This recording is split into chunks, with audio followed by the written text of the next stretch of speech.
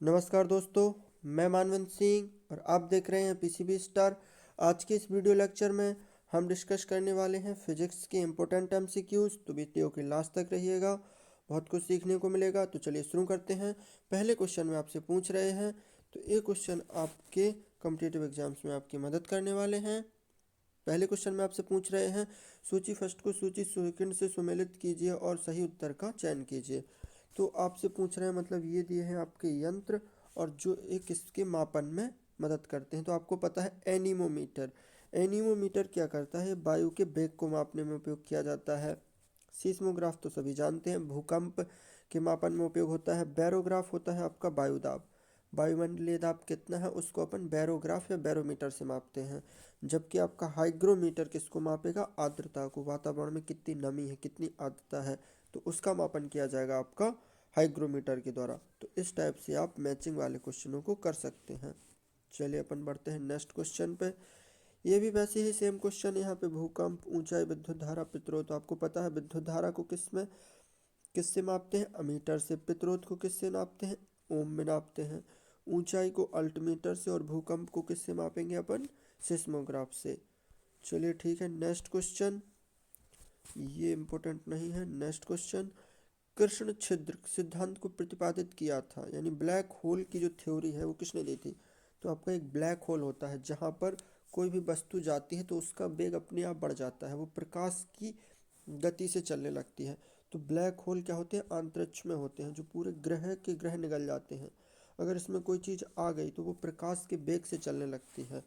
तो ये होते हैं आपके ब्लैक होल। और ब्लैक होल के सिद्धांत दिया था आपका चंद्रशेखर ने। आपको इतना याद रखना है। नेक्स्ट क्वेश्चन, गुरुत्वाकर्षण नियम किसने दिए?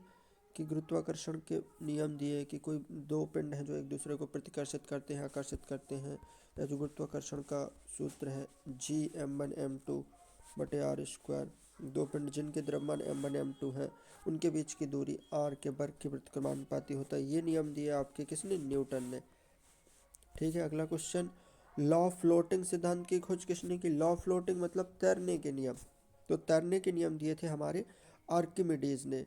उन्होंने बताया कि जब कोई वस्तु किसी सतह पर तैरती है तो उसके द्वारा जो भार वहन किया जाता है वो उसके द्वारा हटाए गए भार के बराबर होता है।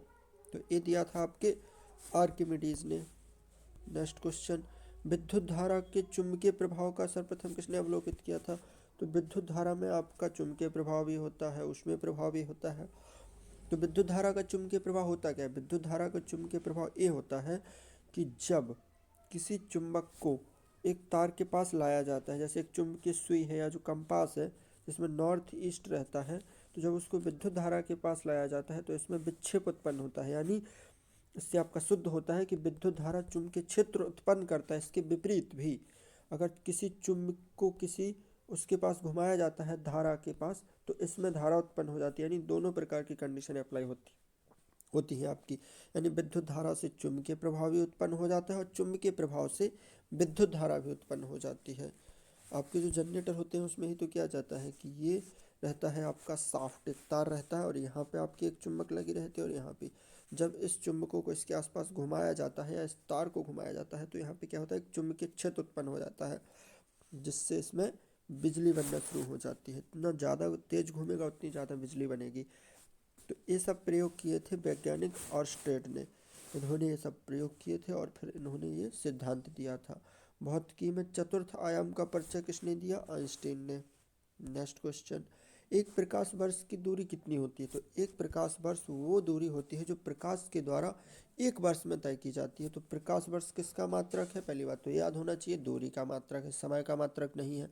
और एक प्रकाश वर्ष में आपका होता है लगभग 10⁻16 किलोमीटर, या आप बोल सकते हैं 9.46 into 10⁻15 kilometre. This is the right answer. Next question, अब आपसे पूछ रहे हैं 1 किलो कैलोरी ऊष्मा का मान कितना होता है? तो ये आपकी मीज़रमेंट से संबंधित कन्वर्जन होते हैं, वो आपको याद होना चाहिए। एंगस्ट्रॉन्ग, क्या एंगस्ट्रॉन्ग होता है? Nanometre, micron, joule, kilo joule. तो आपको ये तो पता होगा कि 1 कैलोरी में आपके 4.2 जूल होते हैं। ये तो होते ही है, 1 कैलोरी में आपके 4.2 जूल होते हैं। लेकिन अगर यहाँ पे किलो लग गया, 1 किलो कैलोरी, तो यहाँ भी 4.2 इंटू 10⁻³ जूल हो जाएंगे। तो आपका आंसर हो जाएगा क्या, सी। तो 1 किलो कैलोरी में इतने जूल हो जाएंगे। नेक्स्ट क्वेश्चन में आपसे पूछा जा रहा है 1 जूल बराबर होता है। तो पहले आपको पता होना चाहिए जूल किसकी इकाई है, कार की इकाई है। और 1 जूल में आपके बराबर होता है 10⁻7 अर्ग के। ये आपके कन्वर्जन होते हैं जो आपको पता होना चाहिए। इसी प्रकार से आपके 1 न्यूटन में होते हैं 10⁵ डाइन, ये उनकी इकाइयाँ हैं। ऐसा इकाइयाँ हैं, कोई सीजीएस इकाइयाँ हैं, जैसे जूल क्या है कार की, ऐसा इकाई है, जबकि अर्ग है उसकी सीजीएस इकाई है। तो 1 जूल में आपके 10⁻7 अर्ग होते हैं, बस इतना याद रखना है। नेक्स्ट क्वेश्चन, 1 नैनो सेकंड में कितने सेकंड होते हैं। तो नैनो का मतलब होता है 10⁻⁹, चाहे सेकंड हो या मीटर हो या ग्राम हो। तो 1 नैनो सेकंड में हो जाएंगे आपके 10⁻⁹ सेकंड। -9 इसका चिन्ह का याद रखना है, यहाँ पे आपका आंसर हो जाएगा। नेक्स्ट क्वेश्चन, 1 एंगस्ट्रॉम में कितने मीटर होते हैं। तो एंगस्ट्रॉम आपका हमेशा होता है 10⁻⁻10। 1 एंगस्ट्रॉम में आपके हो जाएंगे 10⁻⁻10 metre. This is the right answer. Next question, 1 horse power अश्व शक्ति में कितने वाट होते हैं। तो 1 हॉर्स पावर होते हैं, कई इंजन होते हैं ना, बड़ी बड़ी मोटर होती हैं, वो हॉर्स पावर में आती हैं। जैसे अपन बल्ब वगैरह लेते हैं तो वो वाट में आते हैं, 5 वाट, 10 वाट, 100 वाट। लेकिन मोटर होती हैं तो वो आती हैं 1 हॉर्स पावर की है कि 1.5 की है कि 2 की है। तो 1 हॉर्स पावर में होते हैं आपके 746 वाट। वाट का मतलब होता है शक्ति, यानी ये आपके इतनी बिजली खा जाएगा। P बराबर IV से इसके लिए इतनी धारा चाहिए, P/I। इस टाइप से यहाँ से अपन कैलकुलेट कर लेते हैं। नेक्स्ट क्वेश्चन, 1 माइक्रोन बराबर होता है। तो 1 माइक्रोन होता है आपके 10⁻⁻6 मीटर के, लेकिन यहाँ पे आपको बदलना है mm में। तो 1 मीटर में कितने mm होते हैं, 10⁻1000 mm होते हैं। तो यहाँ पे गुणा हो जाएगा 1000 का। समझ पा रहे हैं आप, देखिए 1 माइक्रोन में होते हैं आपके 10⁻⁻6 मीटर। अब 1 मीटर में कितने mm होते हैं, 1 मीटर में होते हैं आपके 1000 mm। 1 मीटर में 100 सेंटीमीटर होते हैं और 1000 mm होते हैं। तो इतने मीटर में कितने हो जाएंगे, गुणा 1000। तो जब 1000 का गुणा करेंगे तो ये 10⁻3 हो जाएगा। 10⁻3 से 10⁻6 मतलब 10⁻⁻3, यानी 1/10⁻3, यानी 1/1000 आपका सही आंसर हो जाएगा, answer C. Next question, 1 picogram होता है। तो पिकोग्राम क्या होता है, पिको का मतलब होता है 10⁻12। तो यहाँ पे आपका आंसर हो जाएगा 1 पिकोग्राम होता है 10⁻12। नेक्स्ट क्वेश्चन, ये तो सबको पता ही है, 1 किलोमीटर दूरी का तात्पर्य क्या है। 1 किलोमीटर का तात्पर्य है आपका 1000 मीटर। 1 किलोमीटर में 1000 मीटर होते हैं, तो पता होना चाहिए 1 मीटर में 100 सेंटीमीटर होते हैं। कितने होते हैं, 100 सेंटीमीटर होते हैं। और आपके 1 सेंटीमीटर में 10 mm होते हैं। यही सब चीज़ें होती हैं। तो यहाँ पे आपका आंसर हो जाएगा ये। नेक्स्ट क्वेश्चन, यहाँ आपका आंसर हो जाएगा 1 नॉटिकल मील बराबर होगा 1.85 किलोमीटर। नॉटिकल मील या नाविक मील। कर रहे हैं फिजिक्स के इम्पोर्टेंट क्वेश्चंस की बात। कुछ क्वेश्चन और रह गए, उनको ध्यान से देखिएगा। और इस क्वेश्चन में आपसे पूछ रहे हैं 1 बैरल में कितने लीटर होते हैं। तो 1 बैरल में होते हैं आपके 159 लीटर। ये बैरल आपका क्या है, आयतन का मात्रक है, और 1 बैरल में 159 लीटर होते हैं। नेक्स्ट क्वेश्चन, 1 बार बराबर होता है। तो बार ये क्या होता है, दाब में होता है आपका। तो 1 बार में आपके 10⁵5 पास्कल होते हैं। ये वायुमंडलीय दाब होता है आपका, वो 10⁵5 पास्कल के बराबर होता है। तो 1 बार होता है एक वायुमंडलीय दाब, जो होता है 10⁵5 पास्कल। माइनस में नहीं होगा, प्लस में होगा। नेक्स्ट क्वेश्चन, एक खगोलीय इकाई औसतन होती है। तो खगोलीय इकाई होती है आपकी पृथ्वी और सूर्य के बीच की दूरी के बराबर। और पृथ्वी और सूर्य के बीच की दूरी है लगभग 15 करोड़, या ये थोड़ा लगभग होता है आपका 14.67 इंटू 10⁻7। 1 करोड़ में आपके 7 घात होते हैं, तो लगभग ये 14.96 के आसपास होता है आपका खगोलीय इकाई या खगोलीय मात्रक। पृथ्वी और सूर्य के बीच की दूरी के बराबर होता है। माइक्रोन आपको पता है 10⁻⁻6 होता है। 1 किलोग्राम राशि का वजन क्या होगा, वजन यानी ये भार पूछ रहे हैं, तो भार होता है आपका W बराबर mg। तो m दिया है आपका 1 kg, और g का मान आपको पता है 9.8।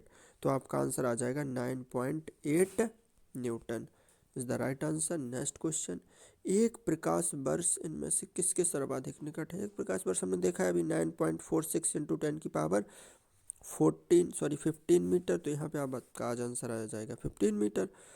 निर्वात में प्रकाश की चाल, ये इंपॉर्टेंट क्वेश्चन है। निर्वात में जो प्रकाश है वो आपका किस स्पीड से चलता है? तो प्रकाश चलता है आपका 3 इंटू 10 की पावर 8 मीटर पर सेकंड की स्पीड से। यहाँ पे आपका आंसर क्या हो जाएगा?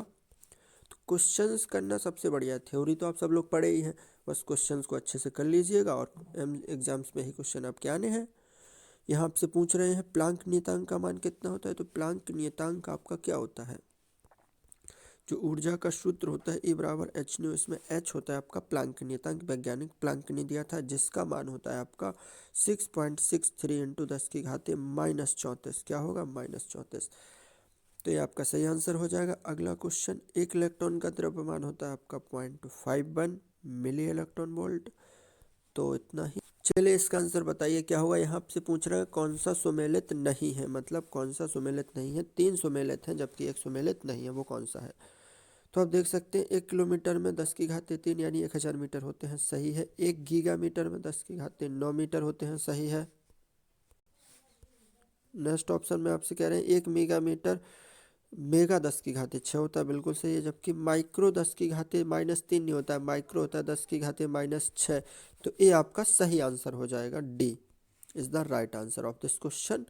नेक्स्ट क्वेश्चन, तेल का एक बैरल लगभग किसके बराबर होता है? अपन देख चुके हैं, तेल का एक बैरल होता है आपका 159 लीटर के बराबर।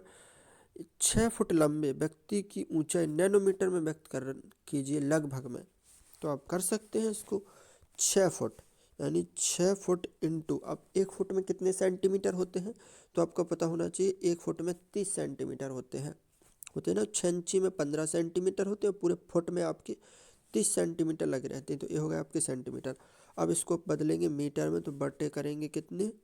100, ये इतने सेंटीमीटर हो गए। अब 100 सेंटीमीटर में 1 मीटर होता है, तो बटे 100 करेंगे, अब ये बन गए आपके मीटर।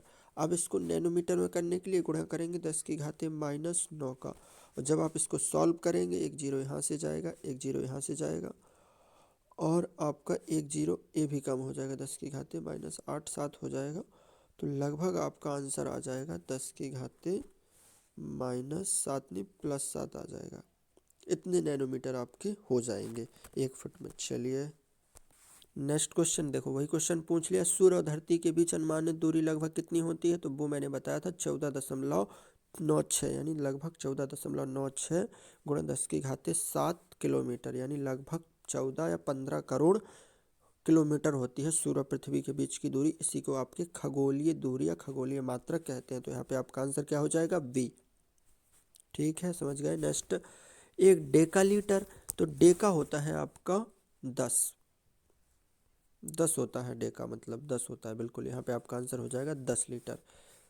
एक डेका लीटर होता है आपका 10। नेक्स्ट क्वेश्चन, हेलीकॉप्टर का आविष्कार किसने किया था? तो ये किया था सिकोर्स्की ने। तो आज के लिए इतना ही हमने डिस्कस किए हैं फिजिक्स के विविध इम्पोर्टेंट क्वेश्चंस को। तो इस क्वेश्चन का आंसर आपको कमेंट बॉक्स में लिख भेजना है। इसका आंसर क्या होगा? रेक्टिफायर का प्रयोग किया जाता है। तो रेक्टिफायर का उपयोग किस में किया जाता है? इसका आंसर आपको भेजना है AC से DC, और हिंट ये है कि इन दोनों में से आपका आंसर है। तो कमेंट बॉक्स में लिखिएगा। तब तक के लिए मिलते हैं अगले वीडियो में। Thank you, love you.